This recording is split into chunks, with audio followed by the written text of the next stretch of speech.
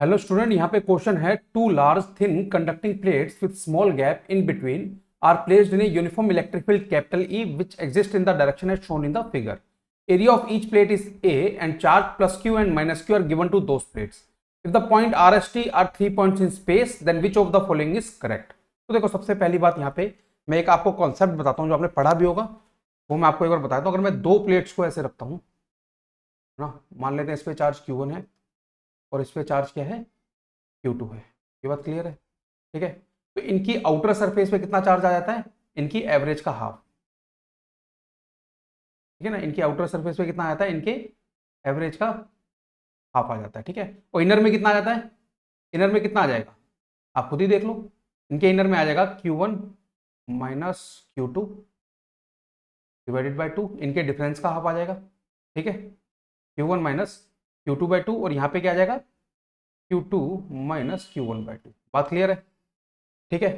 यहाँ ऐसा भी कह सकते हैं कि इनर में अपोजिट आ जाता है ना, क्योंकि यहाँ पे कितना है Q1 माइनस Q2 बाई 2 और यहाँ पे कितना है minus of Q1 minus Q2 by 2 inner में। ठीक है ना, यहाँ पे बात क्लियर है?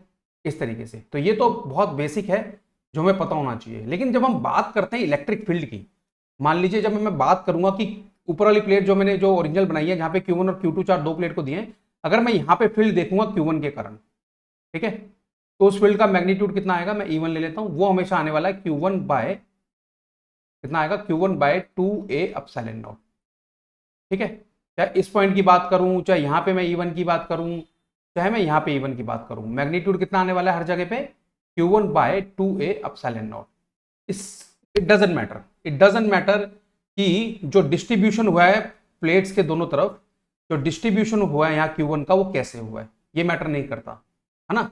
यही हम ऐसे एग्जैक्टली यूज करते हैं। उसी तरीके से Q2 भी अगर कहीं देखेंगे, चाहे यहाँ पे Q2 के कारण E2 की वैल्यू देखें, यहाँ पे E2 की वैल्यू देखें, या शायद यहाँ E2 की वैल्यू देखें, शायद नहीं, कंफर्मली E2 की वैल्यू देखें, तो वो आने वाली है Q2 अपॉन 2 एप्सिलॉन नॉट। यहाँ पे भी उतनी आएगी और यहाँ पे भी उतनी आएगी। ठीक है। अब मैंने यहाँ पे डायरेक्शन नहीं बनाई है क्योंकि इस क्वेश्चन को सॉल्व नहीं करना, हमारा क्वेश्चन कुछ अलग है। बात क्लियर है? तो क्या फॉर्मूले यूज करने हैं हमको? Q upon 2A epsilon not use करना है। ठीक है, बात क्लियर है? ठीक है। इसका रीजन क्या है? इसका रीजन ये है कि जो डिस्टेंसेस आसपास लिए जाते हैं ना, they are very close as compare to the dimension of the plate. यानी कि प्लेट का साइज बहुत अच्छा खासा होता है और आसपास जो डिस्टेंस लिए गए हैं प्लेट से, उन पॉइंट्स के जहां पे फील्ड निकालनी है, वो बहुत छोटे होते हैं। ठीक है ना, तो उस केस में हम ये यूज करते हैं। बेसिकली ये भी नहीं होता, होता है क्या है, ये सिग्मा अपॉन 2 एप्सिलॉन नॉट होता था रिलेशन, है ना, और सिग्मा की value he Q upon A put की जाती है। ये बात क्लियर है आपको सबको? ठीक है।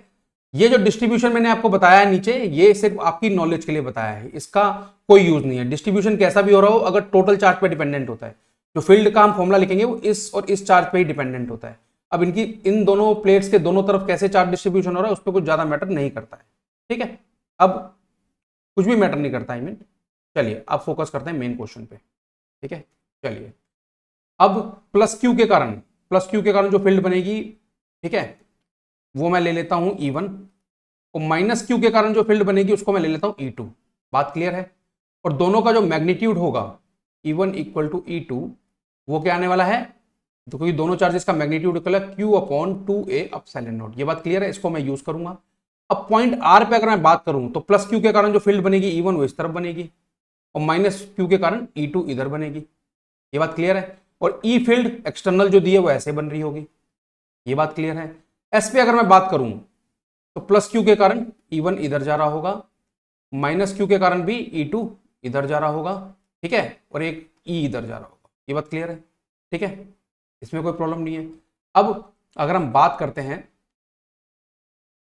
टी पॉइंट की, तो टी पॉइंट पे प्लस क्यू के कारण फील्ड किस तरफ होगी? प्लस क्यू के कारण जो फील्ड होगी, ऑब्वियसली प्लस के कारण अवे आती है। ठीक है, तो प्लस के कारण जो अवे आएगी वो बना लेते हैं, वो आएगी E1 इस तरफ आएगी, ठीक है, माइनस क्यू के कारण E2 इस तरफ आएगी, ठीक है, और E जो एक्सटर्नल दी हुई है वो इस तरफ आएगी। अब हम सोचते हैं कि जो क्वेश्चन को सॉल्व कैसे करना है। सब कुछ गिवन है, यहाँ पे सब कुछ लिख दिया है मैंने। अब ऑप्शन नंबर ए देखते हैं, field at point R is E।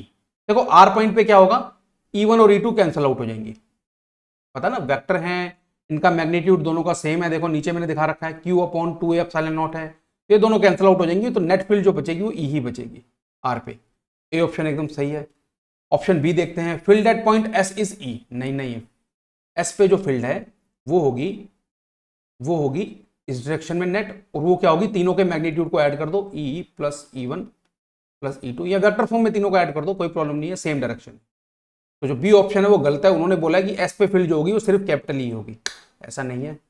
आगे बढ़ते हैं, बात करते हैं सी की। Field at point T, option number C की बात कर रहा हूं, field at point T is E plus Q upon epsilon naught A. नहीं, टी पे भी यही हो रहा है, ई1 और ई2 कैंसिल आउट हो रहे हैं, सिर्फ ई बच रहा है, ठीक है ना। तो ऑप्शन नंबर सी भी आपका गलत है।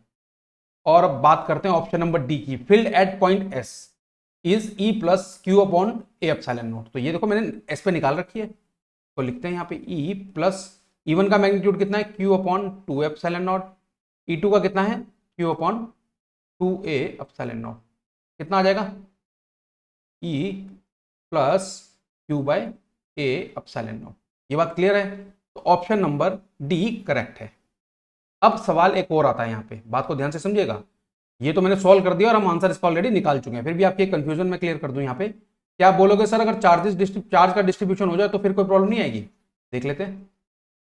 अगर यहाँ पे चार्ज का डिस्ट्रीब्यूशन हमें करना है, ठीक है, तो उस तरीके से भी हम देख के चलते हैं, ठीक है, करके देखें, जल्दी से देखते हैं। ये सिर्फ आपको समझाने के लिए मैं कर रहा हूँ। प्लस क्यू और माइनस क्यू के चार्ज में दोनों का एवरेज कितना आएगा, 0 आएगा। तो बाहर प्लेट्स के आउटसाइड चार्जेस 0 आएंगे, और अंदर में जितना गिवन है प्लस क्यू माइनस क्यू आ जाएगा। ये बात क्लियर है, ठीक है। अब इनके कारण जो फील्ड बनेगी वो नीचे मैंने दी हुई है, यही बनने वाली है ना। E1 और E2 की value Q upon 2 epsilon not ही आएगी, चाहे R पॉइंट की बात करो, चाहे S की बात करो, चाहे T की बात करो। तो आंसर हमारे सेम ही आने वाले हैं जो हम ऑलरेडी सॉल्व कर चुके हैं। तो चार्जेस डिस्ट्रीब्यूशन से कोई फर्क नहीं पड़ता अगर उस प्लेट के कारण आप कहीं पे फील्ड निकाल रहे हो, ठीक है। तो I hope I have answered your question. Thank you very much.